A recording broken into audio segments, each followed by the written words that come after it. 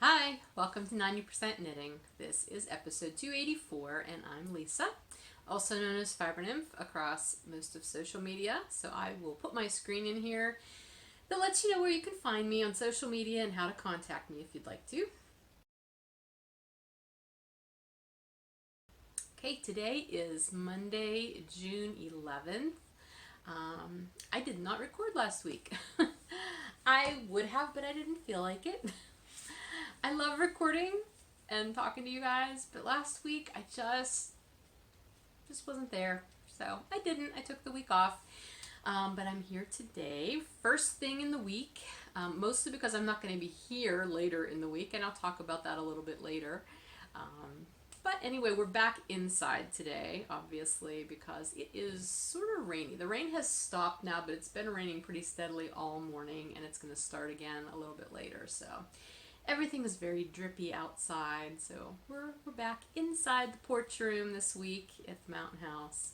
Yeah, last week was in general kind of, it wasn't a vacation week for me, but I would call it a work light kind of week. I worked, but I only did the work I absolutely had to do. And then I just took a lot of time for myself, a lot of downtime, much needed downtime, and it was lovely. It felt quite luxurious, and I actually had some trouble early on in the week allowing myself to do that. I would do my work and then it'd be like, okay, now I'm gonna go, fill in the blank with something that I wanted to be able to do, like the things that were on my summer of me list. And 9 times out of 10, those first couple of days, it was like, okay, but I should do this first, like some other like house cleaning chore or something. And I really struggled. And then it would get late enough in the day that I knew my husband would be coming home, and I'd think, oh my gosh, he can't come home and find me like just recreating. Like, he wouldn't care. This is all in my brain. But like the one day I was gonna ride my bicycle, and instead I ended up mowing the grass. And I told myself, not completely incorrectly, that I really just wanted to be outside because it was a beautiful day. I think it was Thursday. And so I'm like, well, as long as I'm outside, it's okay. So I'll mow the grass, because there's certain areas of the yard that I like to mow with the push mower, and the rest of it he mows with the riding mower. Although I did the riding mower last week too, this time, which was fine. I love sitting on the riding mower and just riding around the yard. It's like thinking time, and my mind wanders, and it takes me forever because I don't do it in a logical fashion. But yeah, so that was what I did instead of riding my bike the one day. And then I did end up going to ride my bike the next day. But again, I'm getting ahead of myself. So let me think. I'm looking, my show notes are down here today, if you're wondering why I'm glancing down here. Yeah, let's just get into 90% and then we can take it from there, because I've got a lot to talk to you about. I don't have a significant amount of knitting though, although I do have some other crafty things that might be of interest to you, and I just realized I forgot to bring something in, but I will run and get it when we get to that point. So I do have one finished object to show you, and that is the pool noodle socks, which I did not put on sock blockers, but that's okay. So my pool noodle socks are finished, and this one actually looks a little shorter than this one, and it is, just by a little bit. This is actually very pronounced, but let's see. If I hold them up together, yeah, this one is actually stretched out a bit because it spent a lot of time on a sock blocker prior to me doing the second one.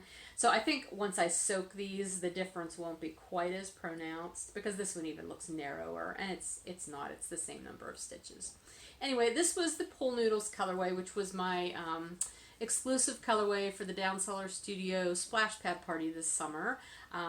Pre-orders for those are done. They're gone now. So this colorway, if you didn't get it, it's gone now until I'll probably bring it back next year, just in the general shop. But I did finish my socks, and I really like them. Afterthought heels, just a regular, obviously, stockinette sock, which I did 2x1 rib. Remember, I talked about that a couple weeks ago when I started the second sock. I thought, oh, it was a 2x2 rib, and it wasn't. It was 2x1, so I had to rip it out. But anyway, these turned out to be just a smidge tight on me foot lengthwise. I seem to be having that issue again. And so what I think I'm going to do is I'm going to hang on to these and give them to my mom for her birthday, because these are excellent Florida colors, aren't they? I think they'll be lovely for Florida. And she has decided that she likes hand knit socks, so these will fit her really well. So one gift for the year down. That's exciting. But yeah, pool noodle socks. I knit them on my usual US ones, and that was on my bounce base. So those are a finished object. As far as works in progress, I only have one, which again, that is so weird. I mean, I'm not going to say that I did not work on, other knitting projects. I think I probably randomly picked up my like campfire cardie and probably knit a row or two on that here and there. Same way, you know, I'm still working on that center square for the hap that I'm doing. I probably did 1 or 2 rows on that here and there, but otherwise, not a lot of knitting. However, I did work on the sock blank sock. And again, this is what I usually have going. A sock blank sock is usually what I work on when I'm vending, so that I can demonstrate for people what sock blanks are all about. So I did work on this a good bit the weekend before last when I vended in Frederick, which, by the way, if you came to the Frederick Fiber Fest, thank you so much for braving the crazy weather we had that weekend, because Saturday was crazy hot and very, very humid, and everybody was drenched in sweat. And then Sunday, it was probably a good 20 degrees cooler, and it rained all day. So everybody was drenched with rain. So it wasn't the best weekend for outdoor vending, but it was fine. You know, it was a show. But anyway, I was working on this at that show. And again, this is just one of my happenstance sock blanks. This is one with sparkle, and here's what the blank looks like. And this is the second sock, and the first sock, I believe, is probably, I don't have it with me. It's probably in with all my show samples. But anyway, you can see how it's knitting up. So the cuff is being done in, this is also a 3x1 rib, sorry. So this is a 3x1 rib, and then I'm doing the instep just in stockinette, and then, you know, obviously the sole is in stockinette. I'm on the gusset decreases, so this is a regular heel flap and gusset. So I'm trying to keep this straightened out, but it keeps wanting to tangle on me. So yeah, that's pretty much the only other thing I worked on with any exuberance in the last 11, 12 days, whatever it's been. I just haven't, it's not that I haven't wanted to knit, I've been sort of tired. Like even my travel time to and from Frederick, Bill drove, and I would usually knit quite a bit. I did knit a lot on the way down, and I knit a little bit, I think, on the pool noodle sock, but I also knit on, I was swatching for a design idea that I had, and I actually spent a lot of time on that. So I don't really have it to show you because it's still just a design idea in my brain. Yeah, and then on the way home, I was tired and I didn't really knit much at all. Plus it was getting late, so it was getting dark, and it was rainy driving home. I think I just relaxed. That was pretty much it. We were listening to an audiobook. So actually we were listening to the James Comey book, which I've already listened to. I told you about that, but Bill hadn't heard it, and I knew he wanted to listen. So that's what we listened to in the car. It was just nice and relaxing. Okay, so knitting-wise, that's kind of it. I know it's sort of sad, but, you know, you have weeks like that. I do have an on-deck project. I did not start the other on-deck project. Those, the Pip and Pin, well, that's the designer, Megan Nodecker, those mitts. I did not start those yet. They're still sitting in a bag, but they may get started soon. But I am going to be starting a pair of inversible socks quite soon. Matter of fact, I'm probably going to cast those on, if not today, tomorrow, because I want to take them with me on my trip this week to TNNA. Did I say that? I told you I'm going away. Did I tell you I was going to TNNA? I don't remember if I did or not. Gosh. my brain. Anyway, that's where I'm going this week. Leaving Wednesday, coming back Saturday. And my friend Sarah Jordan, who is PA Knitwit, is coming with me. So yay. It's going to be fun. I can't wait to go away with her. Anyway, so these are going to be for my daughter, Emma, for her birthday. A few months ago, we realized that I've never knit her inversible socks, and I thought, well, I can't have that. So I asked her what colors she wanted, and she wanted the magenta and aqua shock. So this is on my bedazzled base, so it's got the sparkle. And because I went a little needle shopping crazy, I think I told you about that, I actually have a whole bunch of unused sock needles right now. So I have 2 pairs waiting to cast these on, and I'm going to knit these socks concurrently. Ordinarily I would do inversible socks, just a plain stockinette sock, but I'm kind of getting bored with plain stockinette socks right now, so I think I'll probably do like a 3x1 rib for her with these. I don't know if she'd like that or not, but that's what she's going to get. And she'll be happy with them because she's knit-worthy. So, and I'll do afterthought heels, and I'll probably do the same afterthought heel that I did with the last pair, the ones that I did for her roommate, or her old roommate now, they're not roommates anymore, where I switched the colors, so the inversible that I use for the sock, I'll use the other inversible for the heel, and vice versa. So, anyway, that is my on-deck project, which you will probably see in progress the next time I record. Other than that, that's it for knitting. I did, however, do some spinning, and I finished what I had on my wheel before. And this is the yarn I spun from the Keegan Lane Yarns BFL that was from our trifecta of awesome yarn and fiber club back in 2012. I can't believe it's been that long since we did this. But this installment was from 2012, and it was a gradient. This was called Radiant as the Sun, which I believe is a Hunger Games reference, which I have never read or watched the Hunger Games, so I don't understand the reference, but that's what it said on the tag. You might remember at the beginning of the year I started spinning this, and I was going to spin this along with another braid of fiber and hold them together and try to blend them as I spun, and that turned out horribly from the get-go. So I quit doing that, and I stopped using the other fiber and was just spinning this. It is a gradient, and usually with gradients I end up chain plying so I can maintain the colors, and that is what I ended up doing with this since my first plan didn't work out. Because my other plan after that, my plan B, was to spin this and then spin the other fiber and then 2-ply the two together, which would have looked okay too, but I decided I just wanted to ply this and be done with it, so I did. It is terribly overplied. Not only does it twist, but you can see all of these little squiggles in there. Yeah, it's just a little crazy, but whatever. I don't care. It's done. It hasn't been soaked yet. I think once it's soaked and hung, I think it'll relax a little bit. I would tell you what yardage I got, except I can't because I'm recording on my phone and my yardage note is in my phone.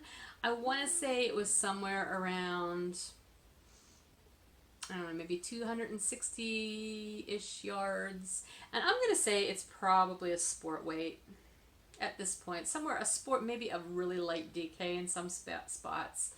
But yeah. So I don't know what it'll become. Originally when I got this, Emma, my daughter, really liked it. And I think she liked it because of the reference to Hunger Games, and she had originally said, "Ooh, can I spin that?" Well, I said sure, but she was never really super into spinning, and so it never got spun, and that was one of the reasons why I had been hanging around so long, because I can tell myself that, you know, I've got so much stuff sitting around. It also could have just not gotten spun because I didn't spin it, but I was sort of holding on to it for her because I thought she might want to spin it. But since she didn't, I may knit her something out of it at some point. I don't know. I haven't decided yet. We'll see.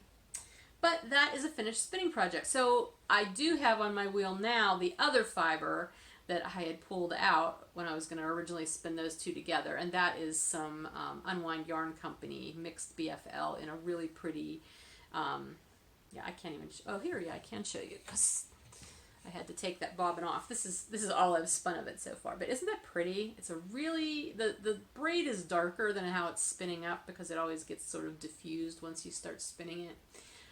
just really pretty teals, and the dark color in there is the dark BFL, which I just love. I love dyeing that fiber too. Anyway, so that is what I am currently spinning, although I'm not actively spinning it right at the moment because I didn't put it back on my wheel once I finished with that other one. Okay,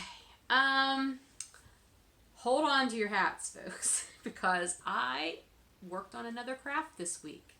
And this is actually part of my Summer of Me things too, you might remember. I did some weaving. So that means that last week I finally got a bug up my butt, as I love to say, and I decided it was ridiculous that I had never assembled this little loom that I got last November. I bought it over the Black Friday, Cyber Monday sales. It's an Ashford Sample It loom. So here's the loom. And I got it, and it sat here, and I was overwhelmed at even the thought of putting it together. And then one time I did get it out and thought, okay, I'll put it together today. And then I started reading the instructions, and they're like, please finish the wood pieces of your loom before you assemble them. Like, use oil on them. I'm like, are you serious? Polish them or finish them. And so that just made me put it away again because I didn't have anything handy to do that. Then I ended up buying lemon oil to do it with, and then I misplaced the lemon oil and couldn't find it. And then I recently came across it again, and so last week I finally said, you know what, I'm doing this thing. So I think it was Monday or Tuesday, I pulled out all the pieces and I set them out on the kitchen counter on the island, and I rubbed the lemon oil on them. I don't know that it really made a huge difference, but whatever, I at least went through the motions. And sometimes that's all you can do. And then I believe it was Thursday I assembled it. Thursday or Friday, I don't remember which day now. But I assembled it, and I warped it, and I started weaving, and I am loving it. Oh my goodness. So here is my cloth. I'm actually almost to the end of my warp, so I don't really have much more that I'll be doing before it's finished. And I'll tell you what, the lighting in here is, well, it's not really blowing it out. It's just, it doesn't look as vibrant on camera as it looks in person. This yarn, okay, this is actually one of the reasons why, I'm going to sit this down rather than hold it. But the yarn itself is actually one of the reasons that spurred me on to get this loom put together and start using it, because I came upon this yarn when I was moving stuff around in the yarn room last week. Let me see if I can reach this. So this is a I think I've got a giant mess here, don't I? Yes I do. Okay, I'm sorry, I'm reaching behind me. Just hold on a sec. Hang tight. Okay, so this yarn is yarn that I've had in my stash forever, pretty much. It was some yarn that I got at the yarn shop that I used to work at, and I'm trying to find... Here's good ball. So this is what I used to warp it. This is some Rowan Damask, which is 57% viscose, 22% linen, and 21% acrylic. I bought this yarn a long time ago. I don't remember what my original plan for it was, but I thought it was really pretty. It's got a little bit of a sheen from the viscose, and possibly from the acrylic, I don't know. But you can definitely still note the linen that's in it. You know, the linen fibers, and they're very evident in the yarn itself, especially as it's warped and as you're winding the weft through, or weaving the weft through, because it's irregular. It's not a uniform strand. There's little wider parts and thinner parts, but I love it. So anyway, I have a bunch of this color, which I think this in and of itself would make a pretty scarf, but I wanted some contrast for my first weaving experiment here. So I used that for my warp, and then I used this color, and that is color number 40, by the way. I used this blue. It's blue, but it's got purples in it. It's just amazing. And I was sitting outside one day in the sunlight doing it, and this yarn just shines. It's almost like, not iridescent, but it's definitely got a bright, beautiful shine to it in the sun. This is number 47. So this is what I'm using for my weft. And it's a nice strong yarn, and I love it. I absolutely have loved this experience. Let me contrast for you this weaving experience with my original weaving experience from a few years back, or several, well, it's probably more than a few years at this point. I don't remember when it was now. I originally had purchased a shacked, I want to say 20-inch, maybe 20-inch rigid heddle loom. That one came already assembled. I didn't have to do that. I used it exactly one time and decided, oh my gosh, I just can't do this. It just wasn't, it didn't float my boat. I didn't enjoy the experience. And that was it. I put it back in the box and held on to it for a few years thinking, well, maybe I'll try it again. I never did, and I sold it like a year or two ago. So then I bought this loom after saying I was never going to go down this rabbit hole again.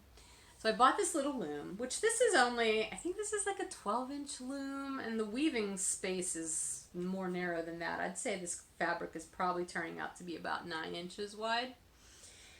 But that, I think, is part of what is making me enjoy it more. Excuse me, I need to take a drink here. Both looms were, you know, the rigid heddles that you prop up on the edge of a table, because I don't have a stand. I didn't have a stand for the other one either. But this one, I don't need one. Like the other one, I think I may have enjoyed using more if I did have a stand for it, but I never bought one. This one is small enough that it does not feel cumbersome, and I can prop it up and have it on my lap and just work with it, and it feels fine. Like, I'm really comfortable with this loom. So that is the first plus about this one. The other thing is I love this yarn that I'm using for this. I don't know that I would ever enjoy knitting anything out of this yarn, but I really am enjoying weaving with it. The textural, the tactile experience of it is very pleasing in this case. I love the feel of the woven fabric. I love the look of woven fabric in general, but I love the feel of this. It's just lovely. And the first time I wove, I chose 2 yarns, well, they were the same yarn, just 2 different colors, that I had for a knitting project and didn't like. And I didn't really like the yarn in general at that time. I'd probably like it a little more now. It was Brooklyn Tweed Loft, if that's the fingering weight version. I think that Loft is the fingering weight. That's what I used to weave with. Okay, I warped with Brooklyn Tweed Loft. Now, those of you who are weavers, you're probably thinking, are you insane? Well, I probably was, because I didn't know any better. You know, if you've ever used Brooklyn Tweed Loft, you know it's a woolen spun yarn, and it breaks super easily. Miraculously, it never broke. Like, I never broke a warp thread when I was using it. So either I was just not keeping the tension super tight, or I don't know what I did, but I managed to weave my thing that I wove without breaking the warp threads using Brooklyn Tweed Loft, which sounds like a miracle to me, but whatever. And then my weft was also Loft. It was sort of in a grayish blue. And the warp was actually a natural kind of color, a light natural color. I did not enjoy it. I didn't enjoy the textural aspect of that yarn. Now that yarn I would probably enjoy knitting with at this point. Back then I can't remember what I bought the yarn for. I think I purchased it for a color work mitten or something, but I didn't like the pattern I was using, and so it was just sort of a fail of a knitting thing, and then it turned into, you know, a fail of a weaving. I mean, I finished the weaving that I did. I did not warp that first project long enough. I didn't understand, you know, warp and the fact that your warp kind of gets eaten up. You're not going to get that full length. So I do have my finished object still. I never soaked it, you know, to finish it. I don't know. The more I think about it now, I probably could take that and use the fabric for something else because it's much too short to really even be a usable scarf. But the fabric's fine, so maybe someday I'll do something with it. But this one, I really like the yarn. I like the loom. I warped this much longer. I think my warp was close to 8 feet long. So I'm hoping I will end up with at least 6 feet of scarf out of this one. We'll see. I do not know how to finish weaving projects yet other than putting fringe on them. I have a Craftsy class that I purchased way back when I had my first loom that I know I watched part of. I don't think I ever got to the end, so I'm not sure if it shows other ways to finish weaving where you don't have to have fringe. I'm going to have to explore that as I go on because I don't want everything I weave to have fringe, frankly. But fringe on this wouldn't be too bad, I think. I think it could be kind of fun. So anyway, yeah, that's my weaving experience this week. I'm super happy with it, and it's been enjoyable. So yay, right? It's so much fun when you dive into a new project or a new craft and have a good experience with it, as opposed to trying something new for the first time and just so not enjoying it that you have no desire to try it again. So anyway, that's my weaving. And I've got a bunch more of this yarn, by the way. I've got one more skein of the blue. I've got at least 4 or 5 of the neutral color. And then I've also got this skein of this really pretty reddish, brownish, that also has that gold straw color in it too. This is not going to be enough to do either the warp or the weft for the size scarf that I'm doing now. So I might have to intersperse this. Like if I use this along with some of that natural color, I could end up with a whole project out of that. So we'll see. Excuse me. So anyway, that is weaving for this week. So it's exciting to have a weaving segment. Let's jump into cows for a moment. The May-June, everybody else's cow is still going on. So we have that through the end of this month. The May prize winners, I did send out their prizes, so they are on their way. Probably received by now, I would hope. I really, I do not in general participate in other people's cows, not because I'm not interested in them, but I don't officially participate. Like I don't usually submit things because I don't feel like I really need prizes. Like I don't want to be entered for prizes. I've got enough of my own stuff, so I always kind of feel funny about doing that. I don't know why. However, I am sort of participating in 2 cows right at this point.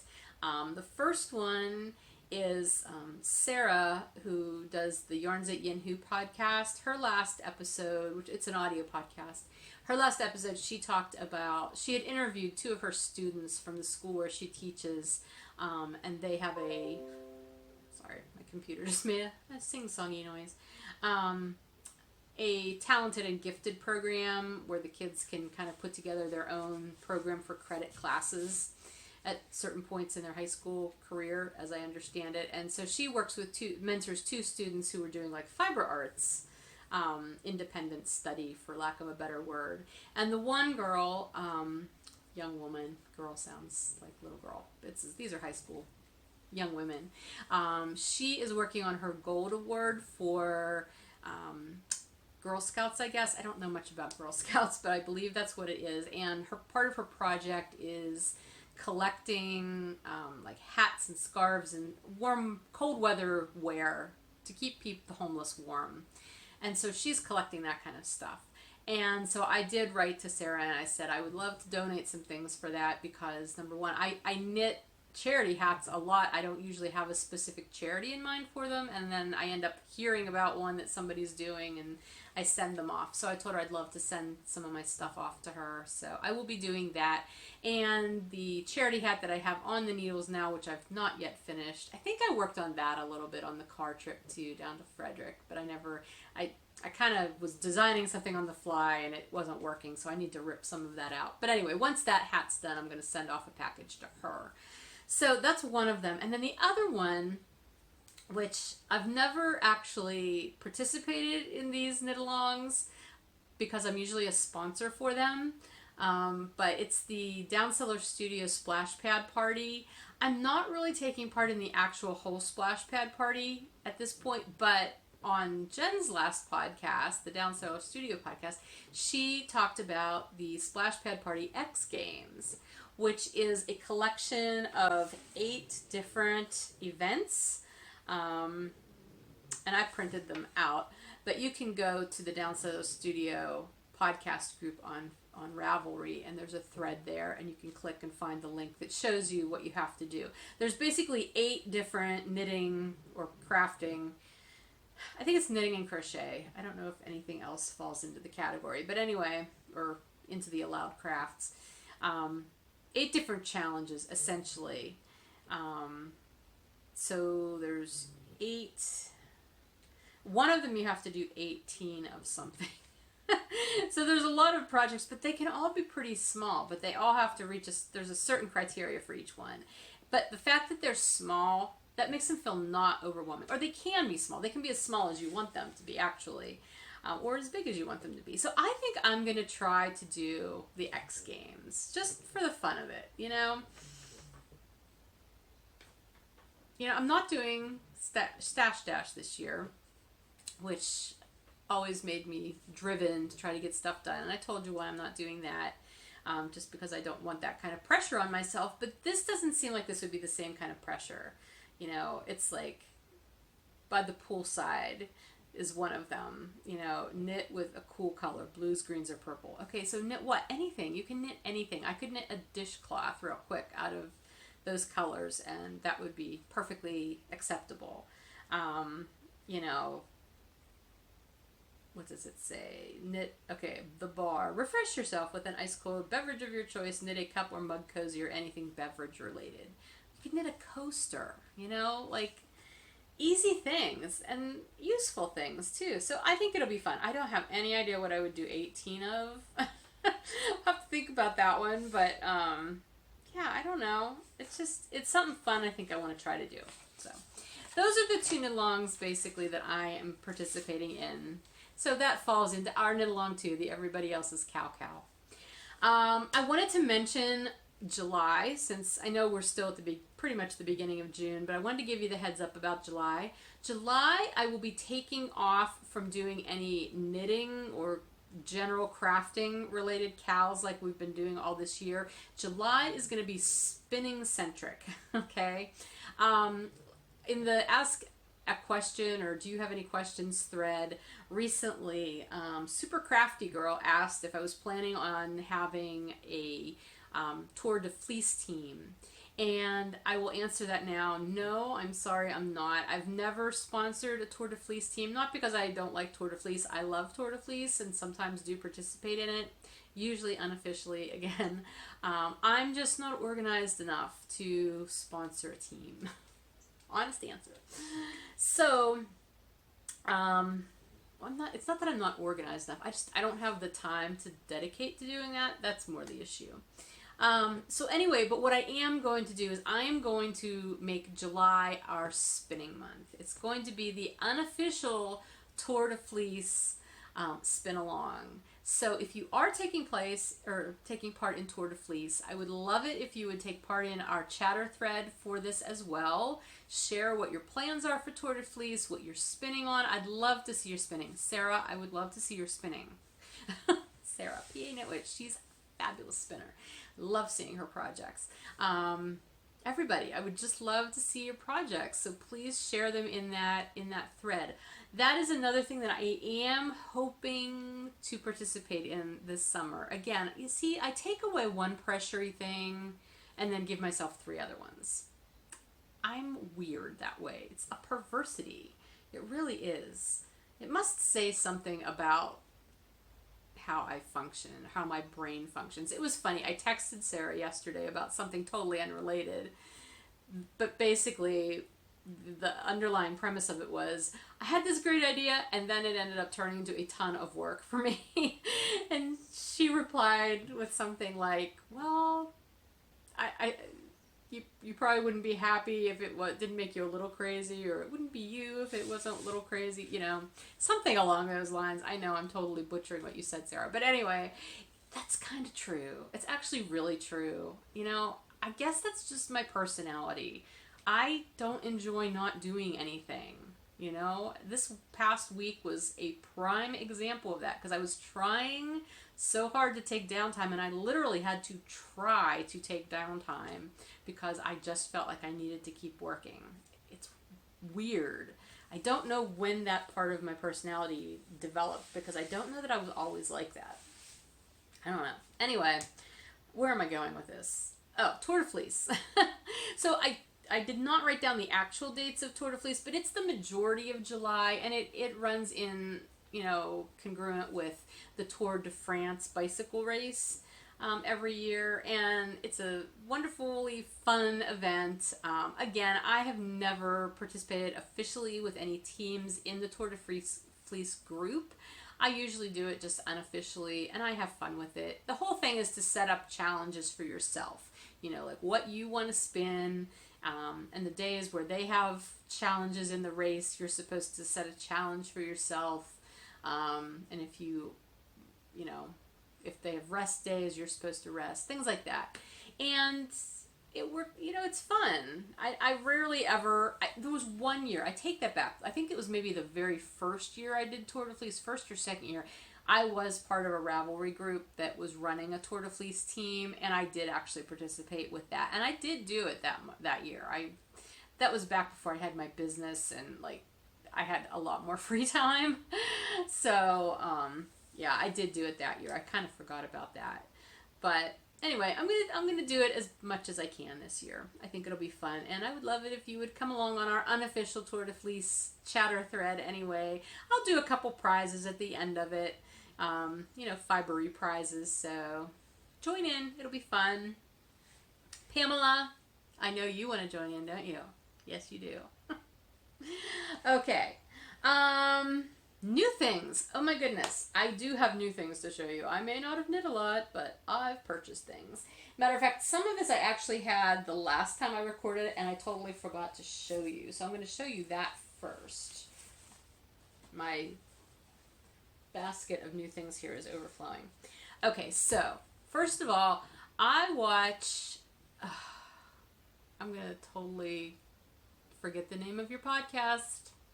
It's Carol, who's Knits and Pearls on Ravelry, and she has a podcast. I will put it in the show notes. I just watched her latest episode this morning. Do you think I can remember? Stitched in Time. Is it Stitched in Time? I believe that's what it is.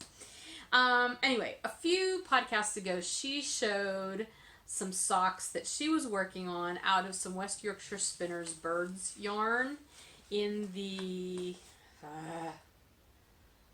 now I'm totally not remembering the name of the colorway, and it doesn't say on this ball band, of course, because it's just a number. It's not Blue Tip, that's the one I'm working on. I don't remember what this one is. Darn it. Anyway, okay, well, it's color number 840. It's this one. It's super pretty. Reds and yellows and browns with white and black speckled sections. I love the West Yorkshire Spinners birds yarn. So anyway, she was knitting these, and this colorway. And she did a different color for the cuff, the heel, and the toe. Like 3 different colors, plus this yarn. I love those socks. They were amazing, and I thought, oh my gosh, I need to do those socks. And so I got online because I wanted to get this particular yarn and all those colors, because of course I've got a bunch of this yarn, but do you think I had any of those colors? No. And ordinarily I would order this stuff from the Woolly Thistle. Unfortunately, Claire did not have all of the colors in stock that I wanted to get, and so I knew I was going to have to order from, somewhere else, and usually you have to end up ordering from, Great Britain. Somewhere in the UK, and I know Great Britain is somewhere in the UK. Let's not get into geography, people. Anyway, I thought, well, if I'm going to order from overseas, I'm going to order. And I ended up ordering it from Love Knitting, which I think now must have a US-based distribution center, maybe? I'm not sure. I mean, this did take a while to get here, but I don't remember it having like the UK shipping label on it. I do think it was from a US distributor, distributing center for Love Knitting. I'm not 100% positive on that, but anyway, that's where I ended up ordering it from, because they had everything that I wanted to get and I could get it all at one time. And I think I ended up with free shipping, maybe. Don't hold me to that, but I think maybe I did. Anyway, I bought this. However, I thought, you know what? I really want these socks. And usually when I do these socks, I often think of my husband because he likes a lot of these colors too. So I ended up buying 2 skeins. So my hubby and I are going to have matching socks. So I have those. And then I bought the 3 coordinating colors, which again, these are just numbers. I don't have the actual names of them. So this reddish orange one is number 510. This sort of taupey one is number 632, and this goldish mustardy one is number 240. So these, we'll go with this and be cuffs, heels, and toes. And I think I must have gotten free shipping because I needed to purchase a little bit more, so I ended up buying some green. Not that I need them for the socks, but it's a pretty green and I'll use it for something and I'll just add it to my collection. I love this solid sock yarn. I use this for a lot of things. So anyway, I had never actually ordered anything from Love Knitting before, although I had heard that their stuff comes in these really pretty, what are these called? What is it with me and words lately that I cannot think of things? These, these kind of pretty net bags. It's not net, though. There's a word for it. Oh, my gosh. I don't know what's wrong with me. Anyway, so that I actually did have the last time I podcast, and I just didn't remember to show you. So these will be going on the needles at some point, but probably not in the near future. Because like I said, I want to start my daughter's socks first. These will probably be maybe for fall. I'll knit these for him and I for the fall. Okay, I can put that back in that bag. Oh, don't fall over. Okay. Then, new things. Let's see. At Frederick, I bought a fleece. When we went to Frederick, I told my husband, do not let me near the fleece tent. Do not, under any circumstances, even let me walk by it. Don't let me in it. And the thing is, my husband is not that kind of a husband. He could care less if I buy 500 fleeces. As long as we can still fit in our house, he's fine. He loves that I buy this stuff. I mean, we had a conversation about this one time, and I said how, when I worked at the yarn shop, some women would be like, okay, I got to keep these bags in the trunk till my husband isn't around so I can bring it in. And, or don't tell my husband. Or like when I vend and I ask if people want a receipt sent to them, like, oh, I don't want any evidence, And I know a lot of times they're joking, but my husband's like, I don't understand that. He's like, I want to encourage you to do what you enjoy doing. I would love it for you to buy things. And, I'm like, awesome. But yeah, so anyway, he did not keep me away from the fleece tent is the long and short of that. And part of it was the fact that because so many vendors ended up leaving after Saturday, there was also a huge storm Friday night that took out a bunch of tents. Long story, but it was just not a good situation. And a lot of people didn't even come back to vend on Sunday, which is weird for a show because usually contractually you're bound to do that or not be invited back. And this is weird. So anyway, they moved the fleece tent up closer to where I was, and I had to pass it to go to the bathroom, is how I ended up in there. And I bought a lovely, very affordable little Gotland fleece that is just beautiful. I think it's like 2.5 pounds. I don't know. It was just very pretty, and I had to have it, and so it came home with me. But anyway, the only other thing I bought that weekend, besides kombucha, I did not realize how much I would like kombucha, but I bought a couple bottles, and I love it, and now I'm trying to grow my own SCOBY. So anyway, that's a totally different topic. The only other thing I bought besides food, a fleece, and kombucha was this Distal Fink Fiber Company yarn. The vendor right next to me was Mulberry Hill, and it was Sean. He was vending, his wife was actually vending at something else that weekend. But their daughter, Megan, is the dyer who does Distal Fink fibers. And I had heard about this yarn through Sarah from Yarns at Yinhu.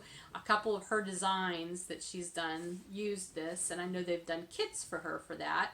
And so I'd never had a chance to get them before, and so I wanted to get some. It's a non-superwash fingering weight yarn, which I love. And this one is goldenrod, and this one is redwork. So I don't know if I will use them together, although they would look lovely together. I'm really tempted to do a pair of Sarah's Humblebee socks with this one, because I think the color's perfect for it, and I've never done a non-superwash sock, and I'm tempted to go down that rabbit hole too, just to at least try it. I don't think I would ever totally do it. This is an 80-20 Romney Border Leicester / merino blend. So it's a Romney Border Leicester cross. That's 80%, and then they add at the mill like 20% merino in just to give it a little bit more softness. I don't think it's rough at all. Like, it's not prickly. I don't know that it would be uncomfy, but I've never done non-superwash socks with a farmy kind of yarn. So I don't know. I may try it. It might work. That was my first thought when I saw this, but then I saw this color too, and I had to have it because I love it. So yeah, those are new things. And then I was at farmer's market on Saturday, and Carlene, who I purchased this fleece from her earlier this year, and I've purchased some of her yarn. She was there vending, which it was lovely to run into her and talk to her. And I hung out with her, and I knit in public for a while at the farmer's market. But I also bought another skein of her yarn just because it is a lovely color. And it's funny, it's looking completely different in here than it was looking in her tent in the sunshine. And if I put it over here by the window, well, you can't really see it. Maybe you can. It's a teal. And it's called Snickerdoodle and Teal. And I believe Snickerdoodle is the name of the sheep. And then, I don't know if teal is the name of a sheep. I didn't ask her that. Anyway, it is a 2-ply fingering weight. Snickerdoodle is a Gotland Cross yearling, which the fleece I got from her is also a Gotland, something Gotland. I don't remember. Romney Gotland? No, not Romney Gotland. I don't remember. Anyway, and she dyes and produces it. Her farm is called The Prairie. Which she does not sell online. She only sells in person at vending things. She will be at the Gypsy Stardust Show, Fiber Festival in July that I'll be vending at. So if you're local and want to check it out, her yarns are beautiful. Just lovely. Anyway, I got this one because it's such a pretty, just a grayish teal. I mean, the teal is actually brighter in person than what you're seeing. But it's lovely. I don't know what this is going to become either, but I had to have it. It is what it is. So those are my new things, I think. Yeah. I bought a bunch of other stuff at the farmer's market too, but most of it was kind of food-like items, some of which I ate while I was there. I got cheese curds, fresh cheese curds. I bought a bottle of flavored vodka. It's hops flavored vodka, so it's sort of like a vodka that tastes like an IPA. My husband was like, "Ooh, why would you buy that?" Because he does not like hoppy things. I said, "Well, it's sort of mellow. It's not like a biting IPA kind of hoppiness." He tried it. I don't think it was quite up his alley. It's not bad. I like it. Now we have it, so I guess I'll have to drink it. Okay, what else? Oh, TNNA. Let's talk about that a little bit. So TNNA, if you don't know, is the National Needlework Association. So it's sort of the industry association for anything in the fiber arts, essentially. I went last year for the first time to their June convention, which was in Columbus. This year it's in Cleveland.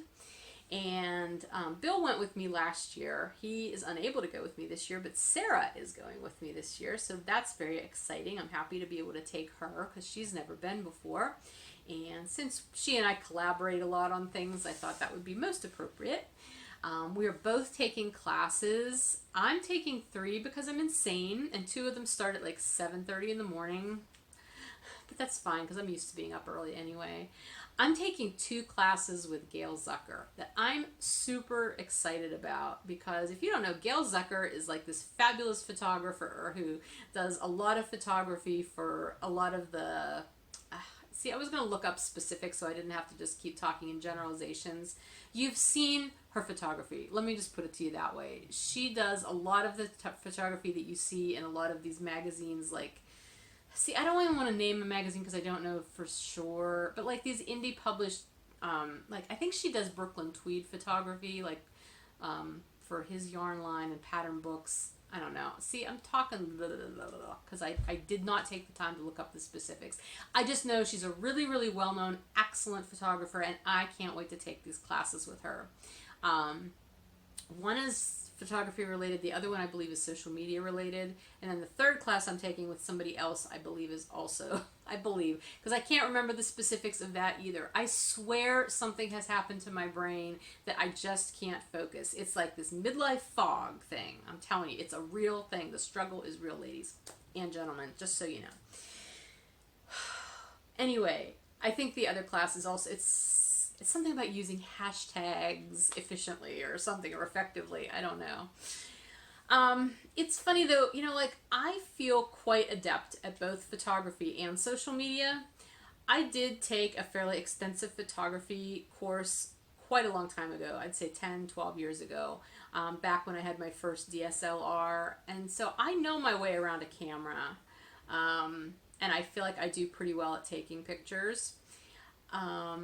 I'm always willing to learn though, and I would like a refresher, and I would like to learn, and I don't even know if the class is going to be specific to DSLRs. I actually think it's going to be focusing a lot on what you can do with your phone, because phones have such fabulous capability. Then my phone is a Google Pixel 2, and it takes better pictures than my DSLR, to be quite honest with you. My DSLR is old now, but still, it takes better pictures than I could take with that camera, which is just insane.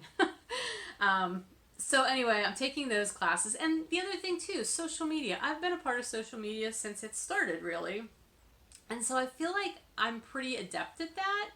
However, there are things I feel like I don't know also. So I feel like these classes will probably be useful. Even if I just come away with a few tips that I didn't know, that'll be great. And hopefully I'll even learn more. I want to be able to work efficiently, you know, like what I do, since I'm a one-person business for the most part. I mean, yes, I have a couple people who help me with important things like winding yarn balls and winding striping patterns, and I couldn't do this without them. But like the dyeing and all of that kind of stuff is me. The rescanning is me. The shipping is me. The putting everything up online and for shop updates, that is me. The photography is me. Getting word out to you guys about what I'm doing, whether it's through Facebook or Instagram or through the podcast, it is me, you know? So I have a lot on my plate, and I just want to be able to know that I'm doing it as efficiently as I can and as effectively as I can. So I'm really looking forward to these classes. And then there's a whole bunch of other great events that take place at TNNA that I enjoyed last year. It was all a little overwhelming for me last year. This year I'm better prepared for it. So I'm looking forward to it. There will also be some downtime built in that I can sit and knit and hopefully get to talk to other people. If you're going to be at TNNA in your own capacity, please let me know. I'd love to say hi to you if we run into each other. That'd be great. Okay. Anyway, that's TNNA. I need to decide on what knitting projects I'm going to take. I'm definitely going to take those inversible socks. I want to be knitting on things that are made with my yarn, basically, just so I can say, hey, yeah. I'm not exhibiting, you know, like I'm not going to have a booth at TNNA. I mainly go for the classes and for the chance to network. That's mainly what I do. But since I'm not like in the market for a whole bunch of new wholesale work, there's really no point to me being an exhibitor there. At least not at this point. Maybe someday, but not right now. So anyway, let me just update you on the Summer of Me, how it's going. And don't forget, I do have a thread up in the 90% Knitting group called Summer of Us, because I would love to know what you guys are doing this summer as well, whether it's crafty or not crafty. Just please share what your summer plans are. It's been fun to read so far. But anyway, this is kind of going to verge into 10% a little bit as well. I already mentioned that last week I kind of took a work light week, which was nice. I did the work I needed to do, and then I struggled at the beginning. It got easier towards the end of the week to just take some downtime and focus on other things. It was challenging. I don't know why, but I'm just not used to having downtime. I think it's been so busy in my life for so long, and this first half of this year was insane, like you know, if you've been watching. To now just have so much of that off my back has been literally a breath of fresh air. And I'm still trying to find my footing in that new, more relaxed pace. What I didn't bring in, and I'm actually not going to pause right now because I didn't do anything with it, but I did get to go to Joann Fabrics last week, and I did purchase a bunch of fabric with the intention of making some skirts and some tops. So hopefully I will have a chance to do that. Some of it though was knit fabric, like jersey, and I've never sewn much with jersey, and I've watched a couple of Creative Bug classes, and they really recommend having the double needle, like the double needle, and I didn't have one of those, so I ordered one of those from Amazon, which I think is coming today, along with a couple of other sewing attachments that I didn't already have.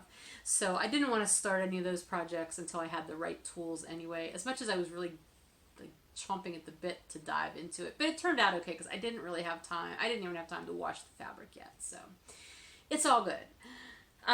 So that was one of the things, you know, in my summer of me kind of things. Number 3, I have my list here, so close. So at least I've got some fabric. I already have other fabric too, but you know.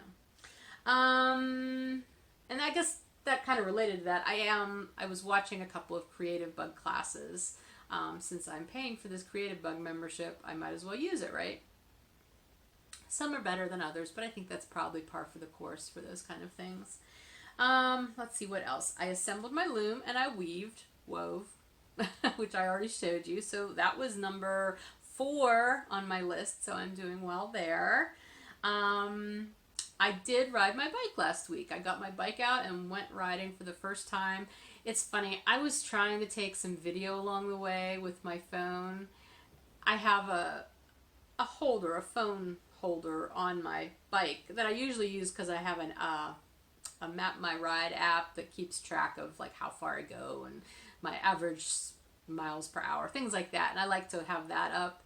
But I was also like using the front-facing camera as I rode, and I was going to like include that here, but oh my gosh, it was ridiculous because my phone kept popping out of the thing in the middle of me talking to you, and I'm like, oh my gosh, I'm sorry, I didn't mean to drop you, are you okay?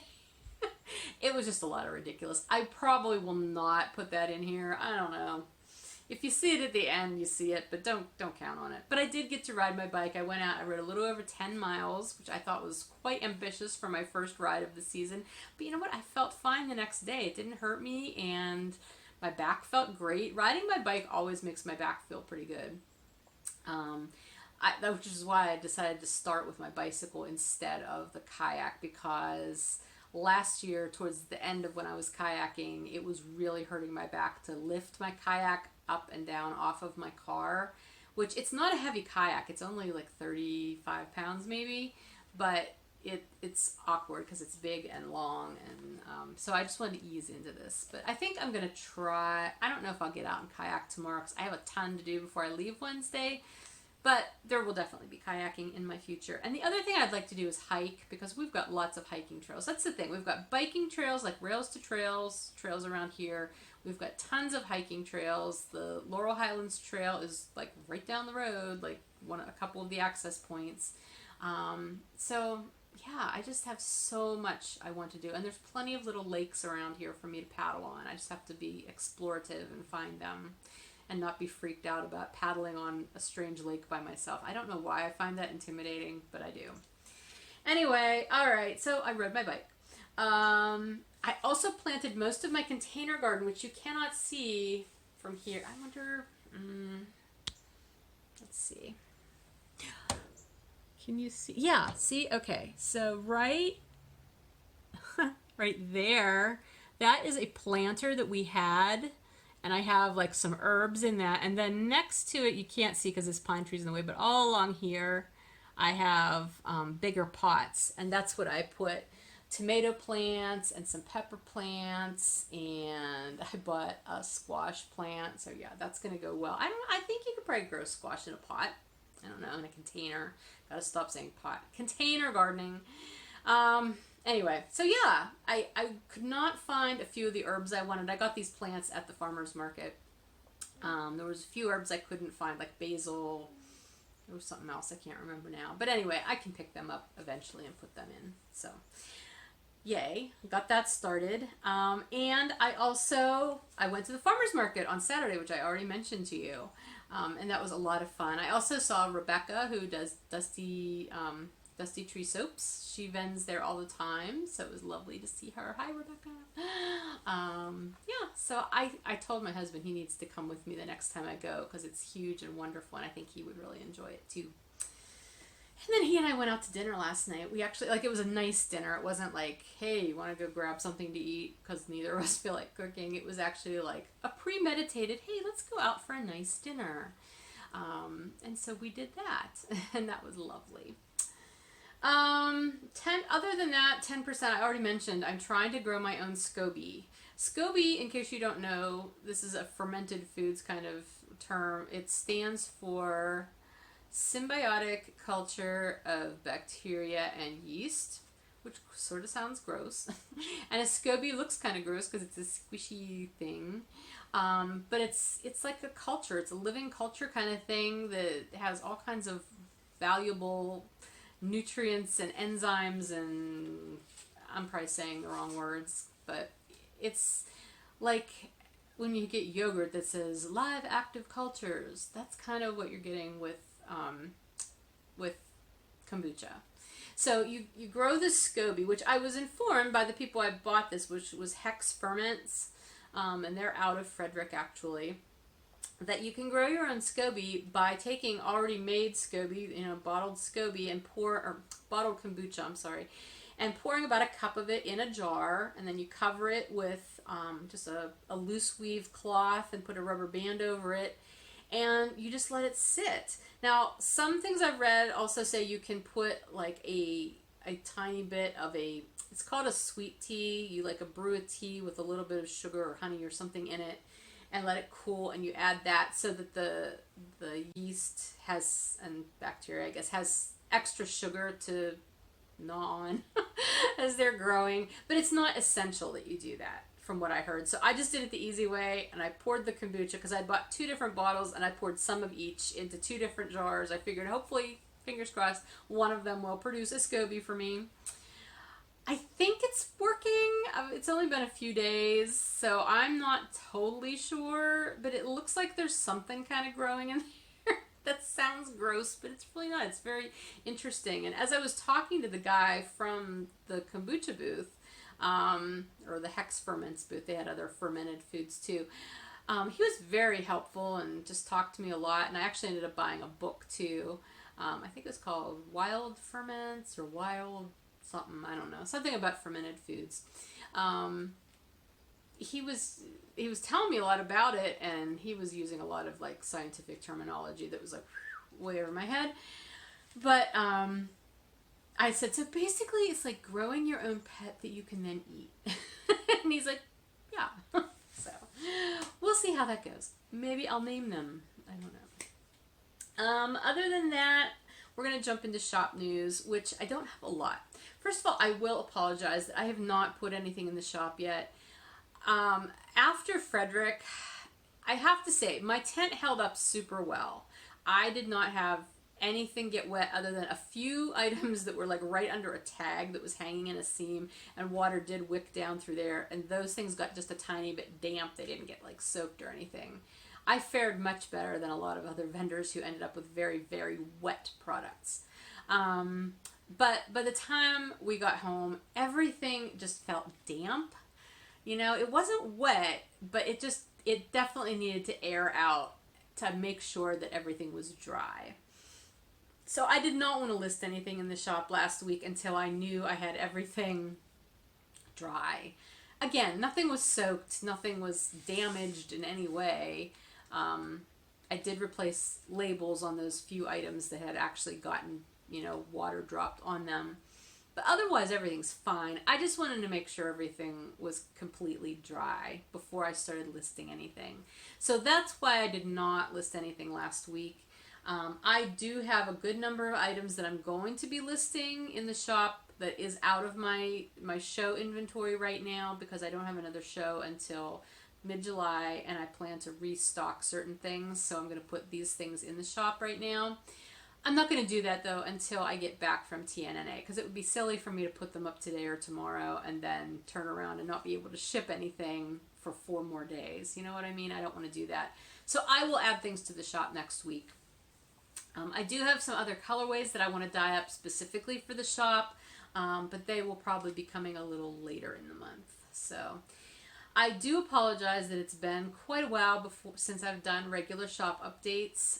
It's just been a different kind of season for me and my business, so I appreciate your patience. And again, I'm always open to doing special orders. I've been filling special orders all along, so if you have something that you've been wanting and you're waiting for, please feel free to email me, fibernymph@gmail.com, and let me know what it is. Or there's a special order request form on the shop site at fibernymphdyworks.bigcartel.com, and I will be happy to accommodate any special orders that I'm able to. Pretty much anything except exclusive colorways, things that are still in their exclusivity period, I won't be able to do. But other than that, I'm happy to do anything for you that I'm able to. Okay. The only other thing, the Needles Up VIP tickets drawing. I'm leaving that open until Thursday. I will close that at some point Thursday. Just assume that by Thursday morning it'll be closed. It may be a little later in the day. But if you would like to enter a drawing for a free ticket, a free VIP ticket to the Needles Up event that will be happening on the Friday before Rhinebeck up in New York this fall, please feel free to enter. I would love to have you in that drawing, and I will close the thread, and then I will do the drawing, and I will directly notify you through Ravelry message, a private Ravelry message, to let you know you won. So if you don't hear from me by the end of Thursday, assume you did not win, but please check your Ravelry messages, because that's how I'm going to be letting the winners know. The tickets are actually going on sale on Saturday, the 16th. At noon, I believe, and that's at the Legacy Fiber Arts website. I will put all that information in the show notes, but I want to make sure that the winners know that they won before they would go and actually purchase a ticket. So that will be how I'll work that. And lastly, again, we've got our conversion rewards program going on all this year, so please continue to post your finished projects and how many grams you're using. Every time you've used 500 grams of Fiber Nymph Dye Works yarn or fiber, you earn new yarn or fiber or whatever you would like. I have been enjoying the ones that I've gotten to give out. It's fun, it's rewarding for me, it's rewarding for you, so please continue. Just make sure you are documenting your projects with accurate dates, and that everything does work with the program's guidelines. So that's the biggest thing, because I have to verify your grams once you tell me you've hit that mark, and if I find something that doesn't jive, I'm going to have to ask you about it, and hopefully it's just easier if I can see it right there. So anyway, all right, I think that is everything I have to talk to you about this week. I've probably left out a bunch of things because it's been over a week and I usually do forget things, but we're going to leave it there for right now. I hope you are having a nice start to your summer month, even though it's not technically summer quite yet if you go by the solstice, but I consider June summer. So anyway, that's everything I've got for you, and I will talk to you next week after I'm back from TNNA. And like I said, I will be listing things in my shop next week. Things will be going up before I record, so check Facebook, the Facebook page, or the Instagram, Fiber Nymph Dye Works Instagram feed, because I always announce that kind of stuff on there, even if I don't get to record right at that time. So that's everything. Have a great rest of your week, and I will talk to you soon. Bye.